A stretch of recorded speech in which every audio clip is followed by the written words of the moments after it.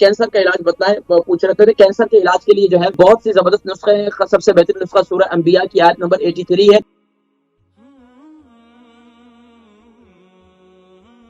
السلام علیکم ورحمۃ اللہ وبرکاتہ۔ وعلیکم السلام جناب۔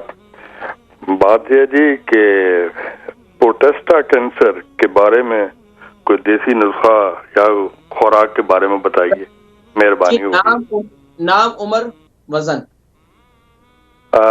نام محمد افضال، عمر 65 سال، وزن 76 کلو۔ اچھا، یہ کینسر جو ہے وہ کتنا عرصے سے ہے؟ ابھی پتہ نہیں ہے، میں ویسے پوچھ رہا ہوں، ابھی تک ڈائگنوز نہیں ہوا؟ اوکے، اللہ اللہ تبارک و تعالی الحمدللہ الذی عافانی مما ابتلاک به وفضلنی علی کثیر ممن خلق تفضیلا انشاءاللہ۔ محمد افضال صاحب، آپ کی عمر 65 ہے، 70 kg وزن ہے، کینسر کا علاج بتلائیں، پوچھ رہے تھے کینسر کے علاج کے لیے جو ہے بہت سی زبردست نسخے ہیں، سب سے بہترین نسخہ سورہ انبیاء کی آیت نمبر 83 ہے۔ ربی انی مسنی الضر وانت ارحم الراحمین، دعائے سیدنا ایوب کہلاتی ہے۔